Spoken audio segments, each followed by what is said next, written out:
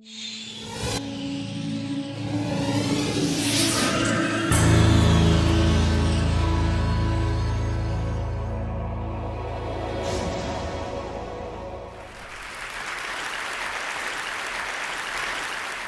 I want to start by offering you a free, no-tech life hack. And all it requires of you is this, that you change your posture for 2 minutes. But before I give it away, I want to ask you to right now do a little audit of your body and what you're doing with your body. So how many of you are sort of making yourselves smaller? Maybe you're hunching, crossing your legs, maybe wrapping your ankles. Sometimes we hold on to our arms like this. Sometimes we spread out. I see you. So I want you to pay attention to what you're doing right now. We're going to come back to that in a few minutes, and I'm hoping that if you sort of learn to tweak this a little bit, it could significantly change the way your life unfolds. So we're really fascinated with body language, and we're particularly interested in other people's body language. You know, we're interested in, like, you know, an awkward interaction, or a smile, or a contemptuous glance, or maybe a very awkward wink, or maybe even something like a handshake. Here they are arriving at number 10, and look at this lucky policeman gets to shake hands with the President of the United States. Oh, and here comes the Prime Minister of it. No.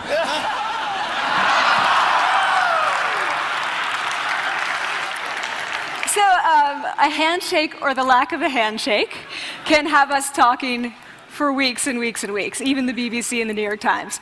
So obviously, when we think about nonverbal behavior or body language, but we call it nonverbals as social scientists, it's language. So we think about communication. When we think about communication, we think about interactions. So what is your body language communicating to me? What's mine communicating to you? And there's a lot of reason to believe that this is a valid way to look at this. So social scientists have spent a lot of time looking at the effects of our body language or other people's body language on judgments. And we make sweeping judgments and inferences from body language. And those judgments can predict really meaningful life outcomes, like who we hire or promote, who we ask out on a date. For example, Nalini Ambady, a researcher at Tufts University, shows that when people watch 30-second soundless clips of real physician-patient interactions, their judgments of the physician's niceness predict whether or not that physician will be sued. So it doesn't have to do so much with whether or not that physician was incompetent, but do we like that person and how they interacted? Even more dramatic, Alex Todorov at Princeton has shown us that judgments of political candidates' faces in just 1 second predict 70% of US Senate and gubernatorial race outcomes. And even, let's go digital, emoticons used well in online negotiations can lead you to claim more value from that negotiation. If you use them poorly, bad idea, right? So when we think of nonverbals, we think of how we judge others, how they judge us, and what the outcomes are. We tend to forget, though, the other audience that's influenced by our nonverbals, and that's ourselves. We are also influenced by our nonverbals, our thoughts and our feelings and our physiology. So what nonverbals am I talking about? I'm a social psychologist, I study prejudice, and I teach at a competitive business school. So it was inevitable that I would become interested in power dynamics. I became especially interested in nonverbal expressions of power and dominance. And what are nonverbal expressions of power and dominance? Well, this is what they are. So in the animal kingdom, they are about expanding. So you make yourself big, you stretch out, you take up space, you're basically opening up. It's about opening up. And this is true across the animal kingdom. It's not just limited to primates, and humans do the same thing. So they do this both when they have power sort of chronically, and also when they're feeling powerful in the moment. And this one is especially interesting because it really shows us how universal and old these expressions of power are. This expression, which is known as pride, Jessica Tracy has studied, she shows that people who are born with sight and people who are congenitally blind do this when they win at a physical competition. So when they cross the finish line and they've won, it doesn't matter if they've never seen anyone do it, they do this. So the arms up in the V, the chin is slightly lifted. What do we do when we feel powerless? We do exactly the opposite. We close up, we wrap ourselves up, we make ourselves small. We don't want to bump into the person next to us. So again, both animals and humans do the same thing. And this is what happens when you put together high and low power. So what we tend to do when it comes to power is that we complement the other's nonverbals. So if someone's being really powerful with us, we tend to make ourselves smaller. We don't mirror them, we do the opposite of them. So I'm watching this behavior in the classroom, and what do I notice? I notice that MBA students really exhibit the full range of power nonverbals. So you have people who are like caricatures of alphas, like really coming into the room, they get right into the middle of the room. Before class even starts, like they really want to occupy space. When they sit down, they're sort of spread out, they raise their hands like this. You have other people who are virtually collapsing when they come in. As soon as they come in, you see it. You see it on their faces and their bodies, and they sit in their chair and they make themselves tiny, and they go like this when they raise their hand. I noticed a couple things about this. One, you're not going to be surprised, it seems to be related to gender. So, women are much more likely to do this kind of thing than men. Women feel chronically less powerful than men, so this is not surprising. But the other thing I noticed is that it also seemed to be related to the extent to which the students were participating and how well they were participating. And this is really important in the MBA classroom because participation counts for half the grade. So business schools have been struggling with its gender grade gap. You get these equally qualified women and men coming in, and then you get these differences in grades, and it seems to be partly attributable to participation. So I started to wonder, okay, so you have these people coming in like this, and they're participating. Is it possible that we could get people to fake it, and would it lead them to participate more? So my main collaborator, Dana Carney, who's at Berkeley, and I really wanted to know, can you fake it till you make it? Like, can you do this just for a little while and actually experience a behavioral outcome that makes you seem more powerful? So we know that our nonverbals govern how other people think and feel about us. There's a lot of evidence, but our question really was, do our nonverbals govern how we think and feel about ourselves? There's some evidence that they do. So, for example, when we smile when we feel happy, but also when we're forced to smile by holding a pen in our teeth like this, it makes us feel happy. So it goes both ways.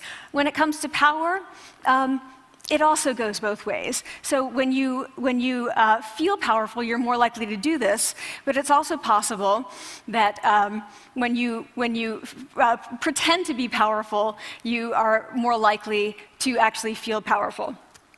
So the second question really was, so we know that our minds change our bodies, but is it also true that our bodies change our minds? And when I say minds, in the case of the powerful, what am I talking about? So I'm talking about thoughts and feelings and the sort of physiological things that make up our thoughts and feelings, and in my case, that's hormones. I look at hormones. So what do the minds of the powerful versus the powerless look like?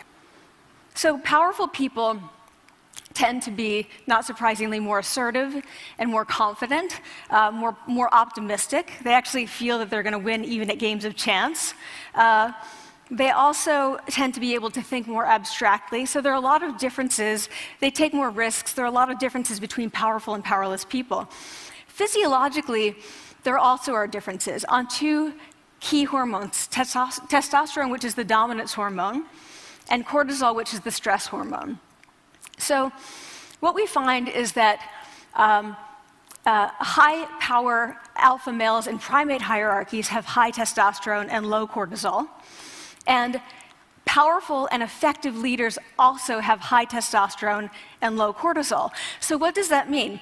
When you think about power, people tended to think only about testosterone because that was about dominance.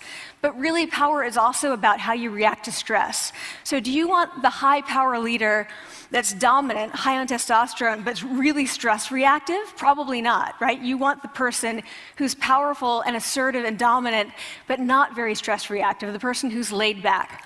So we know that in primate hierarchies, if an alpha needs to take over, if an individual needs to take over an alpha role sort of suddenly, within a few days, that individual's testosterone has gone up significantly and his cortisol has dropped significantly. So we have this evidence, both that the body can shape the mind, at least at the facial level, and also that role changes can shape the mind. So what happens, okay, you take a role change, what happens if you do that at a really minimal level, like this tiny manipulation, this tiny intervention? For 2 minutes you say, I want you to stand like this, and it's going to make you feel more powerful. So this is what we did. We decided to bring people into the lab and run a little experiment. And these people adopted for 2 minutes either high power poses or low power poses. And I'm just going to show you 5 of the poses, although they took on only 2. So here's one, a couple more. This one has been dubbed the Wonder Woman by the media. Here are a couple more. So you can be standing or you can be sitting. And here are the low power poses. So you're folding up, you're making yourself small. This one is very low power. When you're touching your neck, you're really kind of protecting yourself. So this is what happens. They come in, they spit into a vial. We, for 2 minutes, say, you need to do this or this. They don't look at pictures of the poses. We don't want to prime them with the concept of power. We want them to be feeling power, right? So 2 minutes they do this. We then ask them, how powerful do you feel on a series of items? And then we give them an opportunity to gamble. And then we take another saliva sample. That's it. That's the whole experiment. So this is what we find. Risk tolerance, which is the gambling. What we find is that when you're in the high power pose condition, 86% of you will gamble. When you're in the low power pose condition, only 60%. And that's a pretty whopping significant difference. Here's what we find on testosterone. From their baseline when they come in, high power people experience about a 20% increase, and low power people experience about a 10% decrease. So again, 2 minutes and you get these changes. Here's what you get on cortisol. High power people experience about a 25% decrease, and the low power people experience about a 15% increase. So 2 minutes lead to these hormonal changes that configure your brain to basically be either assertive, confident, and comfortable, or really stress reactive, and feeling sort of shut down. And we've all had that feeling, right? So it seems that our nonverbals do govern how we think and feel about ourselves. So it's not just others, but it's also ourselves. Also, our bodies change our minds. But the next question, of course, is, can power posing for a few minutes really change your life in meaningful ways? So this is in the lab, it's this little task, it's just a couple of minutes. Where can you actually apply this, which we cared about, of course.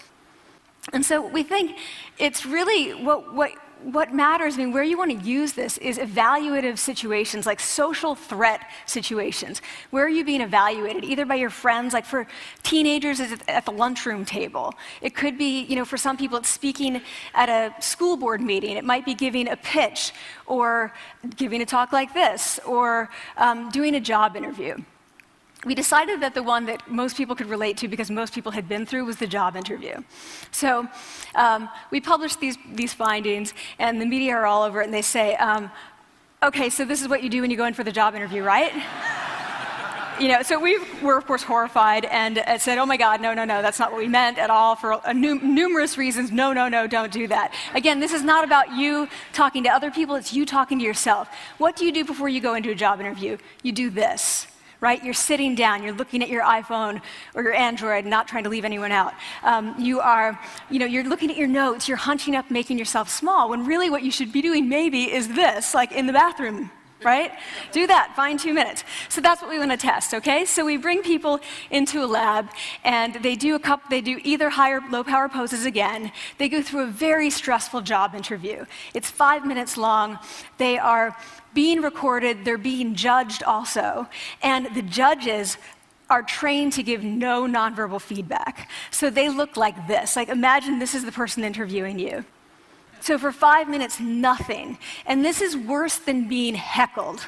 People hate this. It's what Marianne LaFrance calls standing in social quicksand. So this really spikes your cortisol. So this is the job interview we put them through, because we really wanted to see what happened. We then have these coders look at these tapes, 4 of them. They're blind to the hypothesis, they're blind to the conditions. They have no idea who's been posing in what pose. And they end up looking at these sets of tapes and they say, oh, we want to hire these people, all the high power posers. We don't want to hire these people. We also evaluate these people much more positively overall. But what's driving it? It's not about the content of the speech. It's about the presence that they're bringing to the speech. We also, because we rate them on all these variables related to sort of competence, like how well structured is the speech? How good is it? What are their qualifications? No effect on those things. This is what's affected, these kinds of things. People are bringing their true selves, basically. They're bringing themselves. They bring their ideas, but as themselves, with no residue over them. So this is what's driving the effect or mediating the effect. So when I tell people about this, that our bodies change our minds and our minds can change our behavior and our behavior can change our outcomes, they say to me, it feels fake, right? So I said fake it till you make it. Like, it's not me. Like, I don't want to get there and then still feel like a fraud. I don't want to feel like an imposter. I don't want to get there only to feel like I'm not supposed to be here. And that really resonated with me because I want to tell you a little story about being an imposter and feeling like I'm not supposed to be here. When I was 19, I was in a really bad car accident. I was thrown out of a car, rolled several times. I was thrown from the car, and I woke up in a head injury rehab ward.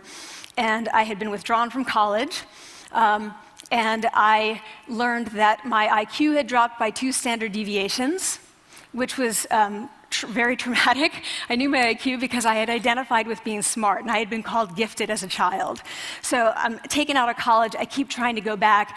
They say, you're not going to finish college. Like, just, there are other things for you to do, but that's not going to work out for you. So I really struggled with this. And I have to say, having your identity taken from you, your core identity, and for me it was being smart, having that taken from you, there's nothing that leaves you feeling more powerless than that. So I felt entirely powerless. I worked and worked and worked, and I got lucky and worked and got lucky and worked. Eventually I graduated from college. It took me 4 years longer than my peers. And I convinced someone, my angel advisor, Susan Fisk, to take me on. And so I ended up at Princeton, and I was like, I am not supposed to be here. I am an imposter. And the night before my first year talk, and the first year talk at Princeton is a 20-minute talk to 20 people. That's it. I was so afraid of being found out the next day that I called her and said, I'm quitting. She was like, you are not quitting, because I took a gamble on you and you're staying. You're going to stay, and this is what you're going to do. You're going to fake it. You're going to do every talk that you ever get asked to do. You're just going to do it and do it and do it, even if you're terrified and just paralyzed and having an out-of-body experience, until you have this moment where you say, oh my gosh, I'm doing it. Like, I have become this. I am actually doing this. So that's what I did. 5 years in grad school. A few years, I'm at Northwestern. I moved to Harvard. I'm at Harvard. I'm not really thinking about it anymore, but for a long time I had been thinking, not supposed to be here, not supposed to be here. So at the end of my first year at Harvard, a student who had not talked in class the entire semester, who I had said, look, you got to participate or else you're going to fail, came into my office. I really didn't know her at all. And she came in totally defeated, and she said, I'm not supposed to be here.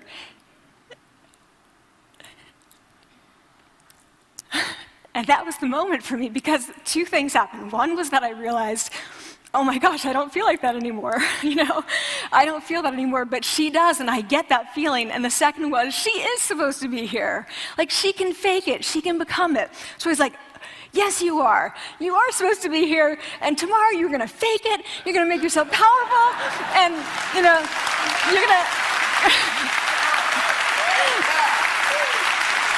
and you're going to go into the classroom, and you are going to give the best comment ever, And she gave the best comment ever, and people turned around, they were like, oh my God, I didn't even notice her sitting there, She comes back to me months later, and I realized that she had not just faked it till she made it, she had actually faked it till she became it. So she had changed. And so I want to say to you, don't fake it till you make it. Fake it till you become it. It's not do it enough until you actually become it and internalize. The last thing I want to leave you with is this. Tiny tweaks can lead to big changes. So this is 2 minutes. 2 minutes, 2 minutes, 2 minutes. Before you go into the next stressful evaluative situation, for 2 minutes, try doing this in the elevator, in a bathroom stall, at your desk behind closed doors. That's what you want to do. Configure your brain to cope the best in that situation. Get your testosterone up, get your cortisol down. Don't leave that situation feeling like, oh, I didn't show them who I am. Leave that situation feeling like, oh, I really feel like I got to say who I am and show who I am. So I want to ask you first, both to try power posing, and also I want to ask you to share this science, because this is simple. I don't have ego involved in this. Give it away. Share it with people, because the people who can use it the most are the ones with no resources and no technology and no status and no power. Give it to them, because they can do it in private. They need their bodies, privacy, and 2 minutes, and it can significantly change the outcomes of their life. Thank you.